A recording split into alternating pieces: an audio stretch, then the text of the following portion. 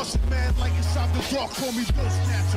Just the brother for the rapture. I hang glide, holding on strong, hard to capture. Extravagant, resurrect the track and it's militant. And I react like a garden and start killing. It's manifesting. The God's work like appliances, dealing in my sleep like a lot. Yo, what's going on, everybody? It's your boy Naruto Explain here, bringing you guys another discussion for Boruto Naruto Next Generations, a manga, and for anime only fans, this is the time of the month where a lot of the content that we talk about here on the channel is me spoiler heavy, so I do thank you for your support. However, if you're still here, I'm assuming that you've already hit the like button because you guys know the deal by now. That's an easy way to stop Sumire from crying, and after everything that happened in the last Boruto manga chapter, Sumire is definitely crying because Boruto went smoke at the end of the last Boruto manga chapter. So smash that like button, that way Sumire doesn't end up crying. So with that being said, let's get right into the actual discussion. So this was a suggestion that I got quite a few people sending over to me, which is, hey, is it possible that the Boruto anime is actually foreshadowing Boruto's death with the scene that you see in the opening that you have for Boruto opening 10, where you see Boruto's headband and you see a leaf bud beginning to sprout right above it? Is that signaling that Boruto died and is reborn? And I have to say, at first when I saw that, I was like, yeah, that's a bit of a reach. But then when I really just sat down and I watched the opening and paid very close attention to what we had in the opening and looked past all the really cool money shots that you get where you see this beautiful artwork of Boruto with this karma seal, and you see the beautiful artwork that comes in the scene where Sarda's looking up and her Sharingan's active, and you got that crispy, smooth animation with the fight scenes that happen in the opening. I started picking up on a few small scenes that were in the opening that really grabbed my attention. In particular, the fact that we had several characters showing those white umbrellas, and much in the same way that you had the clouds that were coming up behind Kawaki, and that kind of goes into the Buddhism route where you have the clouds where that shows the person going over into the afterlife. The white umbrellas, if I'm not mistaken, those do symbolize the passing of somebody, and you use white umbrellas for funerals over in Japan, but I believe it's only during a certain time of the year where you have those white umbrellas. So I found that part to be interesting, especially given the fact that where we are right now in the timeline for Boruto. We have hit the point in the timeline where we've passed Hinata's birthday. All the events of the Vessel arc took place after Hinata's birthday because Himawari was making the vase before they went off on that mission, before they ultimately would find Kawaki, which means that we've turned over into the next calendar year. And it kind of comes down to how many months you believe have transpired since Naruto brought Kawaki in and where we currently are in the actual manga. Boruto right now should be 13 going on 14 in the manga, depending on what month we're in. And with that being said, depending on where this is at, I could see this being something that the anime openings foreshadowing, but I don't think this is a situation where we're gonna see all the events that we're seeing in the manga currently in the anime anytime soon. I don't think that's gonna be the case because right now the Boruto anime, if you look at what the manga has, it's only about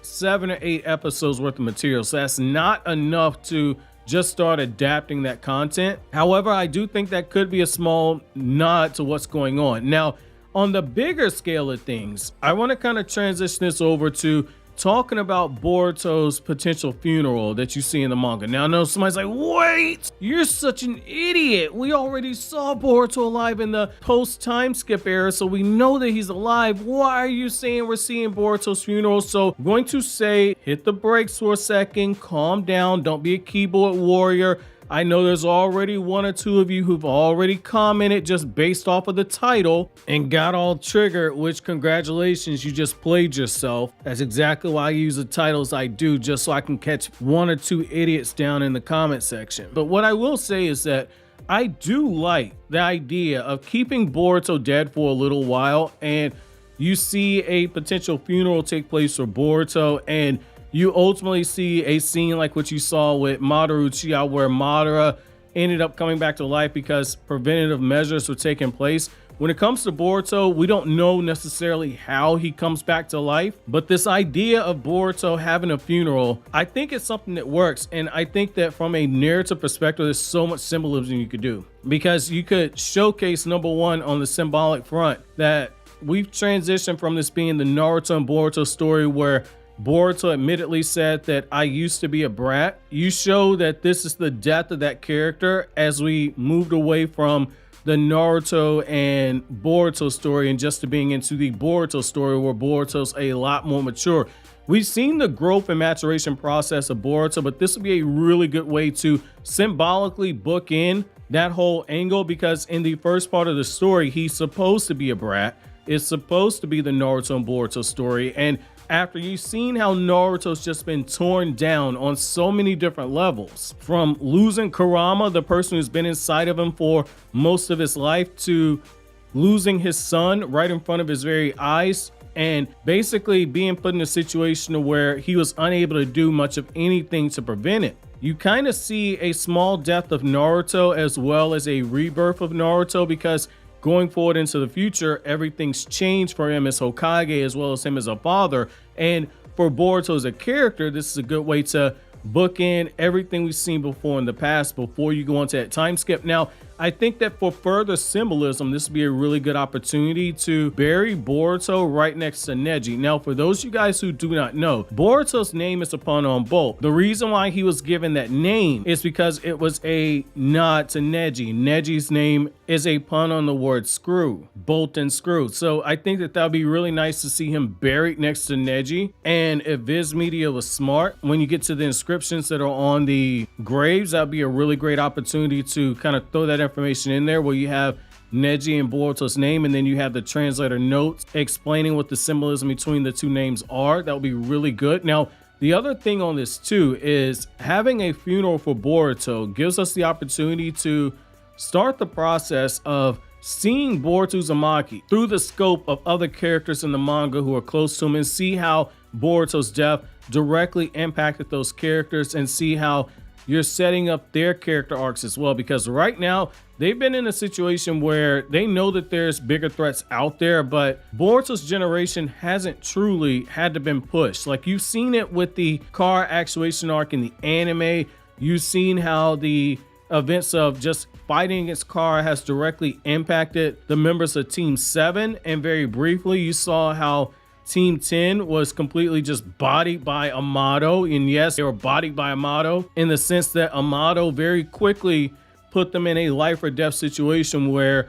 all the cards were in his favor. But we haven't seen in the manga continuity these characters outside of Team 7 have to actually step up. I think this would be a great opportunity for them, and also for the members of Team 7, this would be a further catalyst that they need to train and continue to get stronger. This could be a good way to just have Naruto admit to his own failures, have that self-reflection, and then that gives you another arc for Naruto as a character going forward into the future. And that's something you can do in the background while you continue to focus on Boruto as a character. Again, it just comes down to how you build Boruto back up when you actually bring him back to life. But one thing that Boruto's manga does need is it needs to not fall into the trap that Naruto's manga fell into after you get past volume 36. If the characters didn't directly interact with Team 7, they didn't get much shine. And for Team 7, I'm still counting Sasuke. Team Taka only got development because they were connected to Sasuke.